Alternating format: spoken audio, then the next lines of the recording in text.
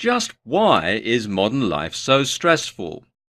Now, that's a question that lots of people ask, and it seems to be a question that gets asked more and more often. Now, before I answer it, let's just take a look at a typical day for the average person.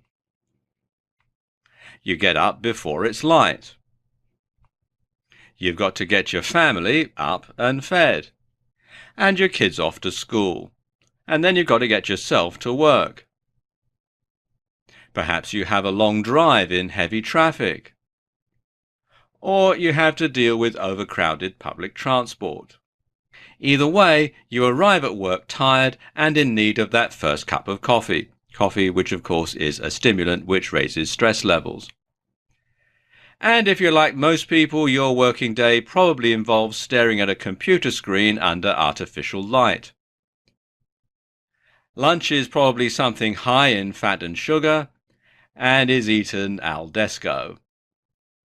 Work probably requires your complete concentration, and is likely interrupted by phone calls, conversations with co-workers, dealing with things that are going wrong, etc., etc., all up against a tight deadline.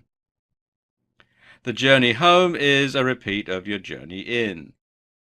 Perhaps after work you go for a workout at the gym because you feel you're not getting enough exercise. Or maybe you have to cook dinner for your family. Then there's all the other stuff that you had to do at home, the laundry and the cleaning and helping the kids with their homework and getting them to bed and that sort of thing. And then you crash in front of the TV and maybe you doze off and sleep for a couple of hours, but then you wake up and you're even more tired, so you simply fall into bed exhausted. After a fitful night's sleep, you get up the next day and do it all again.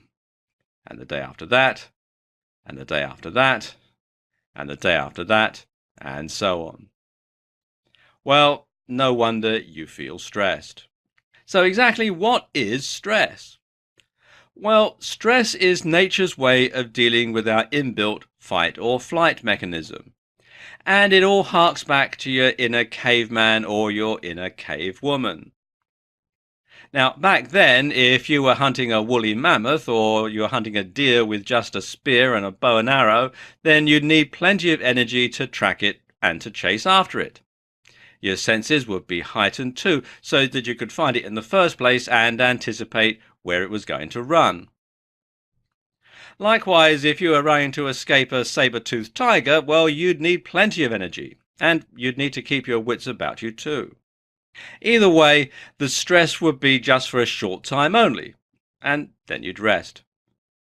Nowadays, though, we're on this heightened state of alert all the time.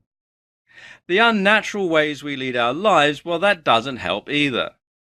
You need to learn how to program your mind so that the inner caveman part doesn't perceive everything as a hunting expedition or a threat. And it's not too hard to learn. And once you can do it, life will become much less stressful, practically overnight.